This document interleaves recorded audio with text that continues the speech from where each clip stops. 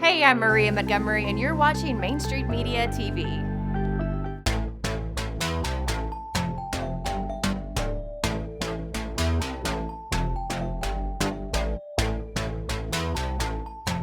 Hi, welcome to the All Mic'd Up Show. I am Mike Archer, that is.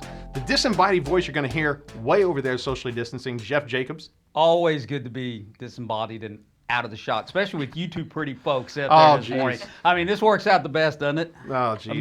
Well, that leads us right into our guest is Meredith Lane. Hello, Meredith. Hi. Can you believe he said that? No. Sure he likes to make things a little bit blushful, I guess you could say. Blushful. We're so glad you're here. Let me just tell you a little bit about our show. We try to bring some attention to local entertainers, whether it be music, sports, or what have you. Look, everybody's doing celebrity this, that, and the other, but we're doing local celebrities, and you are one of them. Okay, let's calm down. No. I'm a local resident. You're a local resident?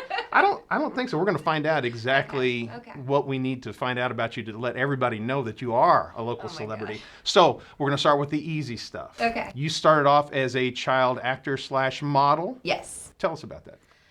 Well, my mom was at a car wash in Lexington when I was 3 years old, and my now good friend, her name's Laura Bundy, her mom was just happening to be in the car wash at the same time and saw me and went up to my mom and said, "Oh my gosh, your daughter needs to be a model." And anybody that knows Lorna knows she has this very big personality and she's very persuasive. So my mom thought she was crazy. They ended up becoming fast friends. Sent pictures off to Ford Models where Laura worked in New York, and they hired me to come on as one of their Now, models. is there an age gap between you and Laura? So Laura's a couple years older than me, and she and I looked very similar growing up. I mean, still sometimes people will be like, "Are y'all related?" Blonde hair, blue eyes. We had big curls. Yep. And she really did become like my big sister. So your mother saw that woman thought she was crazy initially, but what made you or her think that maybe this is for real? Well, I mean, I didn't think anything. I was so young. I was 3 years old when we started going. Do you remember this? No, I remember doing it when I was young, but I don't remember this car wash experience. Okay. I was 4 when we started going up there, but When you say up there. New York. Okay. So we were what you would call as summer kids. So we would go up for the summer, and that's when they did a lot of their castings for television commercials and then also print ads. Okay. And then there's something else called pilot season, and that's usually earlier in the year, maybe February, and that's when they start casting for new television pilots that would come out in the fall. So that's typically in LA, and then the commercials and the print modeling is in New York. What kind of prep did you have to do or studying did you have to do before you went and auditioned? Well, in the very beginning, it was just about sending some photos. And so I don't know if mom had professional ones taken or if she just took some on her camera and sent them up. But once we really got into it and got signed with an agent, and then the print stuff led to commercials, television commercials. And so it just kind of evolved from there. So by the end of it, I was taking professional singing lessons, professional dance lessons. I was taking acting classes. Here in town or there? Both. Both. Yeah, both. So At the age of what, 4, 5? until I was 13. Was it intimidating? No, because it was what I was used to. Oh, because you didn't really know anybody. I didn't know Yeah, any different. right. So I was different than all the kids here because I usually would come back to school a little bit late. So I went to Mary Queen, and they would send my schoolwork, and I would work with a tutor and do my schoolwork. But I'd usually come back to school a couple weeks to a month late, and I'd be caught up on everything educationally, but the other kids in my class, they were like, "Why does she get to come to school late?" But it was my normal. And I think what got weird for me and for the other kids is, after a couple years, we would be watching Saturday morning cartoons, and then the commercials that I was in would come on Wow. Yeah. while, we're watching Saturday morning cartoons, and then I would hear about it at school. And so it was fun, and I didn't really mind it, but I was definitely like the different kid. Sure. Because you're in Lexington, Is Kentucky. that in a wasn't anything. good way or bad way? I mean, was there some resentment from some of your friends, or? Oh, yeah, kids are mean. Well, sure they are. Yeah. Sure they are. But and look, that's just normal run of the mill kids. I can't imagine what it would be like, being someone who's actually in the limelight. So, what are some of the commercials you were in? So I did Zestfully Clean. Yeah. And I did Jif Peanut Butter. I became kind of the spokesperson for Tyco Toys. So really, I mean, there were probably 50 different Tyco commercials I did, and they had everything from like, they were girls type of Legos. They were called Dream Builders. Dream Builders building sets. The building sets just for girls. They don't make them anymore. I don't remember that. And then Magic Potty Baby, which was this doll that sat on a little toilet, and the pressure from the weight of the doll would make yellow liquid come down. I remember that. Definitely didn't get made fun of that one. Because if you're buying a doll for your child, what Yes. you want to emphasize is the bodily. It was Anyway. potty training. Potty. Oh, is that? Oh, okay. And actually, this is so funny. A friend of mine just sent me this. If you look on an iPhone and you search potty training in the GIFs or GIFs or whatever you call them, you will actually see me clapping. I could pull it up and show it to you. Oh, I it's love me to see that. We'll have to clapping. see It's that, like a yeah. little girl. It's from the commercial. So there's, search potty training on your My iPhone. niece is going to love knowing that I talked to her. This is amazing. So, how long did you do this? Three, when? 3 to 13. 3:13. So my parents split up when I was 12, and we went one more time, and then, life, and so we stopped going. Okay, then what? Well, wait a minute. I want to go back for a minute. Okay. Was there because you said the kids were teasing you at school and sometimes, and kids are kind of mean. Did that at any point, later on make you not? I mean, was it like, oh, I don't want to go to piano lessons anymore. I want to do this and that. Good question. Was it like that? That's interesting. I've never thought about it that way. I definitely went through a period where I didn't want to go to dance class anymore. Yeah. I always kind of attributed it to just kind of like teenage puberty stuff, but Sure. I'm sure there probably was a little bit to that. I didn't go to summer camp or do any of that because I wasn't here. Yeah. So I would not go back at this time and change my childhood, but Right, sure. there were things that I missed out on that, like normal kids got to Right. enjoy that I didn't get to enjoy, but I wouldn't change it because it made me who I am. How into it was Mom? She was Don't be mad, Mom. It's just Mama. It's Mama Lane. No, It's just a question. she was into it, but I never felt like she was a stage mom. Like I saw some Okay. stage moms that were crazy. Like yeah. there was this mom giving her child black coffee, and she was like 6 years old. I mean, Wow. like drink it, get more Yeah. energy. And there were weird things that I saw, but my mom. I felt like if I ever told her I don't want to do this anymore, she'd be like, okay, well, this was fun, and we would stop. Okay. I do remember she would be like we'd be in these big sound studios doing the commercials, which a lot of them were shot in Canada because it was a lot cheaper to film there. But I would be doing my commercials, and she'd be like way, way, way in the back, sometimes like up in a kind of a glass box. And we had a symbol, and she would do, I love you. Wow. And then I would Aw. go, I love you too. Nice. And she could have been down there, but she wanted to give me space, and so that I didn't feel like I was being hovered on. But Well, that's good. yeah. Do you have an embarrassing moment during any of that? Can you think of anything? Yes, there was one time I got fired. Oh. She was like, don't tell your dad. There was a commercial for a doll called Wet Pets, and it was a stuffed animal that you could get I'm wet. starting to notice a theme here. Yeah, Go I ahead, was gonna continue. say- All Same these thing. Tyco Right. toys. They must have done some market research that this is what people wanted, but the Wet Pets were these stuffed animals that you could get wet. And they, didn't smell or whatever. So the commercial was a bunch of kids running through sprinklers in the backyard, and it was fresh cut grass. And you Oh had my your like gosh. little Wet Pets in your hands. I couldn't stand the grass on my feet, like the freshly cut grass. So every time I'd run through, I'd be like, oh gosh, and like wiping the things off. Well, they couldn't get a good shot because I was That's great. flipping out. So finally, they were like, if she can't get her act together, like we're not going to be able to use her. I never did get my act together. Do you still have that issue today? Yes, I hate it. And it's so funny. My son is 2.5 years old, and he doesn't like stuff on his feet either. I'm like, this is genetic. This is Oh, genetic. okay. Yeah. Uh-huh. Yeah. So you were going like 100 miles an hour, and then all of a sudden it stopped, and that was that. And there was no ill feelings or ill. No, honestly, maybe I was excited to just be a regular Okay. kid. I don't really know. I don't remember anything of it being really strange. It was just kind of like this chapter is over, and I always longed for it, and especially because Laura, she was going to school here. Still friends today?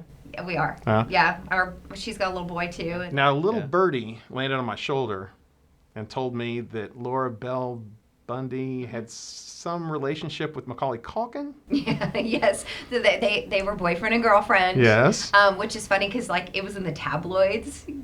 Oh, wow. Which is so funny. Now, how old is? What are we They were talking like about? 8 years old or 8 years something. I mean, it old. was dumb. Wow. Wow. But yeah, they it was like right after the Home Alone days, so Yeah. he was a really big star. And So where'd they go on their dates? I don't know. I just remember there's a picture of Laura where he's like holding her hand and they're getting into a vehicle and like the paparazzi snapped it. That's awesome. But Laura and I lived together in the summers with my mom and her mom, and they had an apartment in New York, which was in the same building where the Culkins lived. And so we would hang out with them, and they had a house in the Hamptons, and we all went out to the house in the Hamptons. Well, the chickenpox went rampant, and I got the chickenpox from Macaulay Culkin. So I was so devastated that we had to leave because we were at this cool beach trip in the Hamptons. Yeah. We came back to Lexington, but I have a chickenpox scar on my nose, and it's from the Culkins. How about that? We're trying to, gear this towards maybe some younger, hopefully aspiring entertainers. Would you say that the route you went is the same as it would be today, or is No, there, absolutely not. it's changed? It's changed so much, and I've had people reach out to me and say, oh, my daughter wants to get in this. What advice would you have? And my advice would be, don't do it. Like, I wouldn't put my son in it now. Not to say that it's not a great industry, but it is very different. It's kind of shady, isn't it? I mean, there's shady stuff in every business, Well, sure. but I don't know.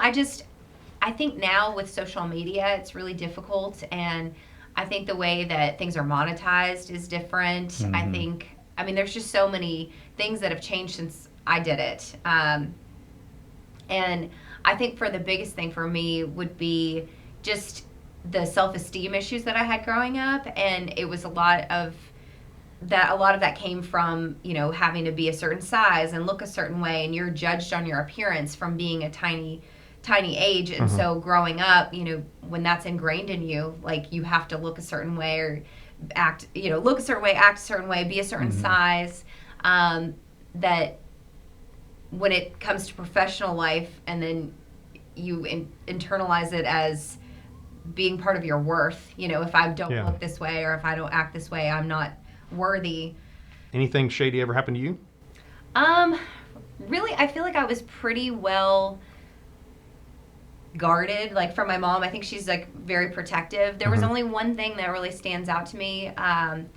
We were getting new headshots taken, and I think I was about 11 or 12 years old, and so I'm feeling like more mature than I am. And he's like, okay, I've got these pictures. I want to take a picture now with you showing your belly button. And I was like, oh yeah, this is cool. I'm going to seem so old and mature. And my mom, like, the hairs on her neck stood up, like, alarm. red flags. And she was like, no, we're not doing that. And I just thought she was being, a mean mom. I didn't understand why, but she had seen in his lobby this scrapbook of all these young kids' belly buttons, and she just got so creeped out by it. Just definitely something was not right. And she whipped me out of there as quickly as possible. So now, okay, you're done with you're 13. You get into high school. You do your sports. You do your plays. You're a normal kid again, person, I should say. All right. So at some point, you ended up doing some radio work. I still kind of had this, like, small fire burning that I wanted to go back to New York, because I had the what if. So I moved back to New York my freshman year of college, and I went to a small school there. It was a liberal arts college studying communication. I just wanted to be in New York. But I was there for a year. I just didn't have the passion that I feel like when you have the passion to do something, you go out and you make it happen. And I just didn't feel it anymore, and so I knew that was not my path. But I knew that I enjoyed television and media, and so I came back to Lexington. I got an internship at WKYT, which ended up leading to on-air work. And so I started working there when I was 19. So I worked there for a few years. I ended up doing an internship at a news network in New York my senior year of college, and then came back, graduated in December of 2006, and started working at LAX18. And so I was working at LAX18 for about 2.5 years as an on-air reporter, and I did some associate producing as well. Left that to get into real estate, but all of these things, like, in the meantime, I was kind of doing television commercials here and there. I did a Bud's Gun Shop commercial for Ladies Night at the Gun Range, and Michael Jordan, who runs iHeartMedia here, he saw it, and he called me. He's like, I saw you in this commercial. I think you're the right person for this job. Have you ever thought about getting into radio? And I said, no, I'm not interested. Thank you. And he's like, okay, great. So can you come in on Tuesday and meet with me at 10 a.m. or whatever? And I'm like, yeah, I'm not interested in doing radio, but thank you. And he's like, would 10:30 be better? And he just like kept bugging me. So I'm like, fine, I'll come. So I came in there, I met him, and I'm like, I still don't think I want to do this. He's like, great, I'm going to show you the studio. You're going to do it. And I mean, he was so funny about it. Wow. And I was there for 8 years. Summing this all up, how do you think your experience, as a younger child actor, model, has led into what you do now? Well, I shouldn't say led into it, maybe helped you be better, because you're very successful, obviously. Thank you. I think just from a very early age, I had kind of a business sense because I learned what it takes to be successful in business. And, again, some of it was good and some of it was bad, but I think all of that leads to life experience that's going to help you later on. I've always been really driven and, somewhat competitive, mostly against myself versus being competitive against other people. But I'm always trying to be better and better myself. And I think a lot of that just came from what I learned growing up. So if a younger aspiring act, let me back that up and just say that sometimes, as you know, especially teenagers, they have trouble with, say, a speech class, getting in front of a class to speak. And of course, that's very, very important if you want to be an actor or an entertainer of any kind. Is there any classes or any tricks that you would advise a youngster to improve their public speaking? Oh, gosh. I still get nervous to speak in front of course, people. but the key is being able to control it and continue with what you need to do. I think the biggest thing is being prepared. So anytime I've ever done a public speaking anything, I've just prepared what I'm going to say again and again and again, and almost not where you have it memorized, but where you get up there and you feel comfortable because you know what you're saying, you believe in what you're saying, and so it's more just having a conversation with people. You don't know this about me, but during the first part of the week, I host trivia. Oh, cool. And so we always end this with a couple trivia questions. Oh, my gosh. And you are now on the spot. Now you're on the hot seat. Are you ready? Okay, I'm nervous. All right. Well, we were talking about Macaulay Culkin. He was in the movie Home Alone. Do you remember what blockbuster movie he was in before Home Alone? Oh, before. Was it The Bad Son? The Good Son? No, The Good Son I think that was after. Yeah. What would have been before? With John Candy. Oh! It's not House Guest. I can see it. Jeff, do you know? Uncle Buck. That's the Uncle one, Buck. Uncle Buck. Okay. I couldn't. It was like her. It was on the tip of my tongue. I couldn't think of it. Yeah, she got that. So when you were in New York, where did you live? Were you in Manhattan? Yes, we were in Manhattan. We were at 68th and our first apartment we called the Rat Hole. It was 91st and 1st, and it was over an old bike shop, and then there were also donuts. We had a lot of pests. Okay, what would be the nearest Ivy League school to where you lived? Would Columbia be That's exactly Ivy right. League? Well done. Now, one more question. Has nothing to do with entertainment or anything. You ready for this? I'm nervous. All right. I'm 2 for 2 though. In relationship to the Earth, what is the closest star to the Earth? Come on, you know this. Mars? Mars is a planet. Mars is a planet! There's a star that looks like Mars. It's bright red. Do you know the answer? You guys are thinking way too far. It's so funny. The sun is Oh. the closest star. But That's a trick question. I love that. but Mars, a planet. That's probably the blondest thing I've said in a while. It is a planet. There is a I don't red know. star though. What's that? There is a red star that looks like Mars. Are we talking about Polaris, I don't know. the North Star? Maybe. We're going to get on that. Hey, thank you so much for being here. Did you have fun? I did have fun. Because I know we had. Good. I Yeah. had fun. I can't speak for you. Did you have fun? I had always have fun. I want to know where you do trivia. Actually, tonight we're taping this on a Wednesday. It'll be at Versailles Brewing Company. Guess where that's at? I'm gonna go on a limb and say Frankfurt. Yeah. No, it's on the sun. It's on Mars. It's on Mars. Mars. So so thank you for participating in this, and thank you for sharing your story. Yeah. And hopefully, not only people that are fans of yours, because you do have fans, but also some aspiring entertainers might learn something from what you had to share. So that should make you feel pretty good. Well, if anybody has questions, I'm happy to answer. It's really different than when I did it, but maybe I'll have some info. Well, that's great. Thank you. Disembodied voice over there. Jeff, thank you for all you do. My name is Mike Archer, and this is the All Mic'd Up Show.